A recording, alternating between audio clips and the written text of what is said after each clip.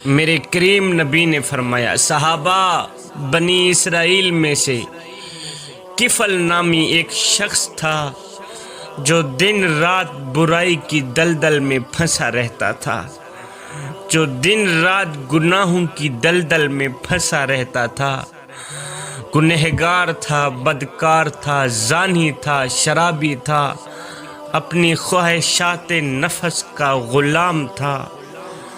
اس نے ایک ضرورت مند عورت کو 60 دینار دیے، زنا کاری کے لیے آمادہ کر لیا۔ 60 دینار دے کر زنا کے لیے تیار کر لیا۔ جب وہ تنہائی میں برے کام کے لیے تیار ہو گیا، تنہائی میں اس ضرورت مند نیک اور پاکیزہ عورت کو لے گیا۔ تنہائی میں جب برے کام کے لیے تیار ہوا تو وہ ضرورت مند عورت بے اختیار رونا شروع ہو گئی، تڑپنا شروع ہو گئی، چہرے کا رنگ فک ہو گیا۔ کفل نے حیرانی سے پوچھا کہ اس وقت یہ رونا ڈرونا کس بات کا ہے؟ تو نے خود ہی تو ہاں کی ہے کہ تیری ضرورت پوری کروں گا لیکن زنا ضرور کروں گا، لیکن اس وقت تو نے بے اختیار رونا شروع کر دیا ہے، تیرے چہرے کا رنگ فک ہو گیا ہے، وجہ کیا ہے؟ اس پاک باز اور شریف النفس لڑکی نے روتے ہوئے جواب دیا کہ کفل، مجھے اللہ کے عذابوں کا خیال آ رہا ہے۔ اس کام کو میرے خالق نے، میرے پروردگار عالم نے حرام قرار دیا ہے۔ میرے اللہ نے خود فرمایا ہے زنا حرام ہے، حرام ہے، بدکاری حرام ہے۔ اس کام کو میرے اللہ نے حرام قرار دیا ہے۔ میں بھی اپنی ضرورت سے مجبور ہو کر اس برے کام کے لیے تیار ہو گئی۔ اب اللہ کا خوف آنے لگا ہے، سوچ رہی ہوں کہ قیامت کے دن اپنے مالک کو کیا منہ دکھاؤں گی کہ میں نے وہی کام کیا جس کام کا تو نے انکار کیا۔ اب اللہ کا خوف مجھے بے چین کر رہا ہے۔ آج 2 گھڑی کا لطف مستقل جان کا روگ بن جائے گا۔ کفل، تو بھی اللہ سے ڈر، اللہ سے حیا کر، مجھے تو اللہ سے حیا آ رہی ہے۔ اے کفل، اللہ کے لیے اس بدکاری سے باز آ جا، اس گناہ سے باز آ جا، یہ کبیرہ گناہ ہے۔ اپنی اور میری جان پر رحم کر، آخر اللہ کو بھی حساب دینا ہے، آخر اللہ کو بھی تو ہم نے منہ دکھانا ہے۔ قیامت کے دن کس حال میں اللہ کے سامنے جائیں گے؟ کون سا منہ لے کے جائیں گے؟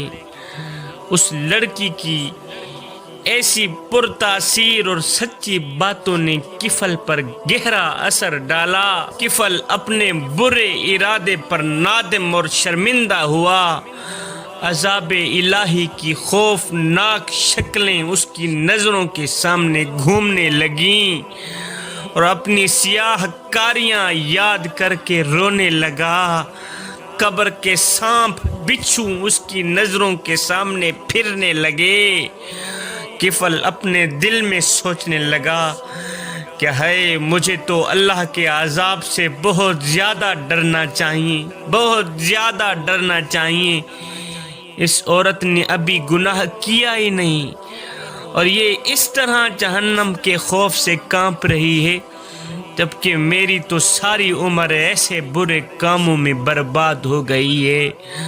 مجھے تو اللہ سے زیادہ ڈرنا چاہیے، مجھے تو اللہ کے عذاب سے زیادہ خوف کھانا چاہیے۔ کفل نادم ہوا، شرمندہ ہوا، خون کے آنسو رونے لگا۔ ادھر کفل کی آنکھوں سے ایک آنسو نکلا، ادھر رب کی رحمت کو جوش آ گیا۔ کفل نے کہا، اے اللہ کی نیک بندی، گواہ رہ جانا، میں آج تیرے سامنے سچے دل سے توبہ کرتا ہوں کہ آئندہ اپنے رب کی ناراضگی کا کام کوئی بھی نہیں کروں گا، میں وہ کام کروں گا جس پر میرا اللہ بھی راضی ہوگا اور اس کا نبی بھی راضی ہوگا۔ اللہ کی نافرمانی کا تصور بھی دل میں نہیں لاؤں گا۔ گناہ کرنا تو جہاں رہ گیا، اللہ کی نافرمانی کا تصور بھی دل میں ہرگز نہیں لے کے آؤں گا۔ میں نے وہ رقم بھی اللہ کے واسطے تجھے دے دی ہے، تجھے معاف کر دی ہے۔ اس کے بعد اللہ کے حضور توبہ بھی کرتا ہوں، تو بھی دعا کر، اے اللہ کی نیک بندی تو بھی دعا کر، اللہ کفل کی توبہ قبول فرمائے۔ کفل رو کر کہنے لگا، اے پروردگار عالم میری خطائیں معاف کر دے، میں گنہگار ہوں، بدکار ہوں، سیاہکار ہوں، مجھے اپنے دامن عفو میں چھپا لے، مجھے جہنم کے عذاب سے بچا لے۔ میرے کریم نبی روتے ہوئے فرماتے ہیں کہ اسی رات کفل کا انتقال ہو گیا۔ صبح لوگ دیکھتے ہیں کہ اس کے دروازے پر لکھا تھا، کفل کے دروازے پر لکھا تھا کہ اللہ نے کفل کے گناہوں کو معاف کر دیا ہے، اللہ نے کفل کو بخش دیا ہے۔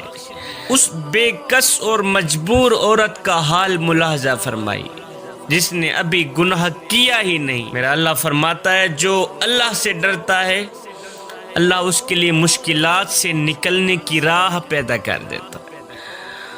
عورت گناہ سے بچنا چاہتی تھی، اللہ تعالیٰ نے اس کو نہ صرف اس گندے اور حرام کام سے نجات دی بلکہ اس کے حسن کردار کی وجہ سے کفل جیسے سیاہ کار گنہگار کو بھی اللہ تعالیٰ نے ہدایت نصیب فرمائی۔